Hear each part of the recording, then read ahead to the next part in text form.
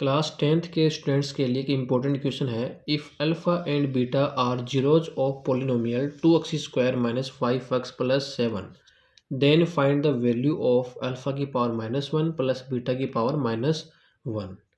तो हमारे पास यहाँ पे दो जीरोज दे रखे हैं, अल्फ़ा और बीटा, और जो पोलिनोमियल है वो क्या है 2x square minus 5x plus 7। ये इसके जीरोज हैं दोनों, अल्फ़ा और बीटा।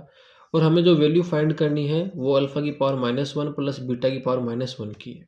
तो इसके लिए हम पहले क्या करेंगे, पहले हम अल्फ़ा प्लस बीटा जिसको हम बोलते हैं सम ऑफ जीरोज वो फाइंड करेंगे, जिसका फॉर्मूला होता है -b/a।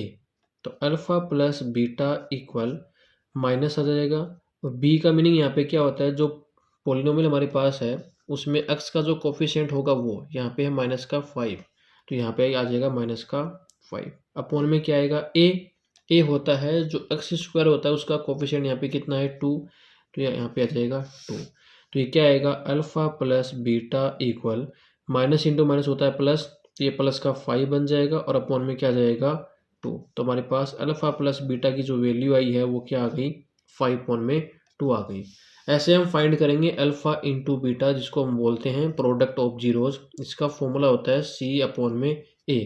तो alpha into beta equal c होता है कांस्टेंट टर्म, और कांस्टेंट टर्म हमारे पास यहाँ पे कितना है प्लस का 7 है, तो यहाँ पे c की जगह पे आ जाएगा प्लस का 7 अपॉन में a होगा x स्क्वायर का कोफिशिएंट जो कितना है यहाँ पे 2, तो अपॉन में क्या जाएगा 2। तो अल्फ़ा इंटू बीटा हमारे पास कितना आया है यहाँ पे 7/2 आ गया है। अब हम जिसकी वैल्यू फाइंड करना चाहते हैं वो लेंगे। यहाँ पे ये क्या दे रखा है हमें, अल्फ़ा की पावर -1 है प्लस बीटा की पावर कितनी है -1। पहले तो हम इस पावर को क्या बनाते हैं, पॉजिटिव बनाते हैं। तो हमारे पास एक फॉर्मूला होता है a की पावर -m, ये होता है 1/में a की पावर m। तो उसकी हेल्प से हम क्या करेंगे, यहाँ पे ये -1 है इसको +1 बनाएंगे, यानी कि ये क्या बन जाएगा 1/में अल्फ़ा की पावर 1 बनेगा, तो 1 लगाने की कोई ज़रूरत नहीं हमें, प्लस ऐसे बीटा की पावर -1 को हम बनाएंगे 1/में बीटा। ठीक है। अब यहाँ पे अल्फ़ा और बीटा का एलसीएम लेंगे तो अल्फ़ा बीटा ही आ जाएगा।